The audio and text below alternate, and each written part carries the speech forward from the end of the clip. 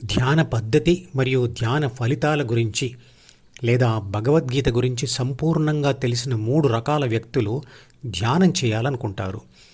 అందులో మొదటి రకం వాళ్ళు చదువులో, ఉద్యోగాల్లో, రాజకీయాల్లో, వ్యాపారంలో, అన్ని రంగాల్లో మరియు వ్యక్తిగత జీవితాల్లో కూడా గెలవాలని, గెలిచి సుఖాలు పొందాలని కోరుకునేవాళ్ళు. రెండవ రకం వాళ్ళు తాము జీవితంలో పడుతున్న మానసిక బాధలను వదిలించుకోవాలనుకునేవాళ్ళు. ఇక మూడవ రకం వాళ్ళు దేవుడిని మరియు దైవత్వపు అనుభవాన్ని తెలుసుకోవాలనే పరిశోధనాత్మక కోరిక ఉన్నవారు. ఆధ్యాత్మిక దృక్పథంతో చూసినప్పుడు భగవద్గీత మొదటి అధ్యాయమైన అర్జున విషాద యోగంలోని చివరి శ్లోకాలను ఈ విధంగా అర్థం చేసుకోవచ్చు. కృష్ణుడు అర్జునుడికి అంటే ధ్యాన గురువు శిష్యుడికి అన్ని ప్రాపంచిక విషయాలను మరియు కుటుంబ బంధాలతో సహా అన్ని ప్రాపంచిక బంధాలను వైరాగ్యంతో వదిలి ఒంటరిగా ఉంటూ ధ్యానం చేస్తూ ఉండమని చెప్తాడు. మరియు ధ్యానానికి అడ్డు వచ్చే మనసులోని ప్రాపంచిక సమాచారం మరియు కోరికలతో యుద్ధం చేసి వాటిని చంపివేయమని చెప్తాడు. అప్పుడు అర్జునుడు అంటే శిష్యుడు ధ్యానం చేయడం వలన కుటుంబ సామాజిక బంధాలు ద్వితీయ మనసుతో సహా విచ్ఛిన్నం అవుతాయని తెలిసి బాధపడి నేను ధ్యానం చేయను అంటాడు. ఆ సమయంలో కృష్ణుడు అర్జునుడికి ధ్యానం గురించిన సమస్త విషయాలు తెలియచేస్తాడు. అందుకే మొదటి అధ్యాయం పేరు అర్జున విషాద యోగం, అంటే విషాదమే కారణంగా కలిగిన యోగం.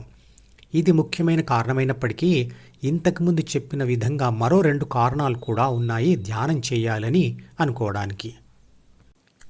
యోగం అంటే ధ్యానం ద్వారా పొందే ఫలితం. అంటే 2 విడివిడిగా ఉన్నాయి అనుకునే దశ నుంచి ధ్యానం చేయడం వల్ల నేను మరియు విశ్వశక్తి ఒకటే అని అనుభవంతో తెలుసుకోవడం జరుగుతుంది. అదే శక్తి దృక్పథం. ధ్యాన ఫలితం పొందని వ్యక్తి తన పట్ల మరియు ప్రపంచం పట్ల పదార్థ దృక్పథం కలిగి ఉంటాడు. ధ్యాన ఫలితం పొందిన వ్యక్తి అదే ప్రపంచం పట్ల శక్తి దృక్పథం కలిగి ఉంటాడు. చిత్రపటంలో ఇంగ్లీష్ అక్షరం డితో చూపించబడిందే కురుక్షేత్రం. అక్కడే అర్జునుడికి లేదా శిష్యుడికి ధ్యానం చేస్తున్నప్పుడు పరస్పర వ్యతిరేక ఆలోచనలతో యుద్ధం జరిగేది. ఆ పరస్పర వ్యతిరేక ఆలోచనలను కౌరవులు మరియు పాండవులు అని ఇదివరకే తెలుసుకున్నాం. మరియు ఇంగ్లీష్ అక్షరం హెచ్తో చూపించబడిన హృదయమే ధర్మక్షేత్రం. అక్కడే ధ్యాన సాధకుడికి చివరిగా తాను మరియు విశ్వశక్తి ఒకటే అని తెలిసేది లేదా పరమాత్మ ప్రత్యక్షమయ్యేది. చిన్నతనంలో అజ్ఞానంతో ఏర్పరచుకున్న తప్పుడు భావాలు, కోరికలన్నీ కౌరవులు. వాటిని పదే పదే అనుభవిస్తూ ఉంటే అవి బలపడి వ్యసనాలుగా మారతాయి. పిల్లవాడు పెరుగుతూ విశాల ప్రపంచాన్ని చూస్తూ అనేకమైన ఎదురుదెబ్బలు తింటూ ఏర్పరచుకున్న మంచి భావాలు లేదా ఆలోచనలు లేదా కోరికలన్నీ పాండవులు. ఈ 2 రకాల సమాచారం మరియు కోరికలు ద్వితీయ మనసులోని ఇంగ్లీష్ అక్షరం డితో చూపించబడ్డాయి. ఈ పరస్పర వ్యతిరేక భావాలతోనే మనసులో యుద్ధం జరుగుతుంది. అంతేకాకుండా సామాజిక పరిమితులు దాటిన సుఖాల కోసం మనిషి తప్పుడు కోరికలతోనే ఉంటాడు. కానీ బాహ్య ప్రపంచం నుంచి ఎదురయ్యే తీవ్ర వ్యతిరేకతను దృష్టిలో పెట్టుకొని మంచి భావాలను ఎదుటివారికి చూపించడం కోసమే ప్రదర్శిస్తూ ఉంటాడు. చెడును దాచే ప్రయత్నాల వల్లే మరియు మంచి చూపించుకునే ప్రయత్నాల వల్లే మనిషి మనసులో ఘర్షణ చెలరేగుతుంది. ఇవన్నీ మనసులో జరిగే మహాభారత యుద్ధమునకు కారణాలు. మెలకువలో ఉన్నప్పుడే కాకుండా డికు అతుక్కొని ఉన్న ప్రాపంచిక ఆత్మ ధ్యానం చేస్తున్నప్పుడు కూడా అడ్డు వస్తున్న ఈ ఆలోచనలతో యుద్ధం చేస్తూ ఉండాలి. మానసిక ప్రశాంతత కోసం ధ్యానం చేయమని చెప్పే కోరిక ఒకటైతే ధ్యానం వలన ఏమీ లాభం లేదు, తిందాం, తాగుదాం, తిరుగుదాం అనే కోరిక బాహ్య అనుభవాల కోసం ప్రేరేపిస్తుంది. ధ్యానం చేయడం వల్ల చివరిగా శాశ్వత శాంతి, ఆనందం అవి ఎలా వస్తాయి? ఏబిసి అంటే ప్రాపంచిక ఆత్మ ధ్యానం చివరిలో డిని శాశ్వతంగా విడిచిపెట్టడం వల్ల డిలో ఉండే జీవితంలో గెలిచిన సమాచారమే కాకుండా విషాదాన్ని తెచ్చే ఓటమి సమాచారం కూడా మాయమవుతుంది. చెడు కోరికలు మాయమవుతాయి కాబట్టి సంఘర్షణ ఉండదు. డి వల్ల వచ్చే ఆదుర్ద, ఒత్తిడి శాశ్వతంగా దూరం అవుతాయి.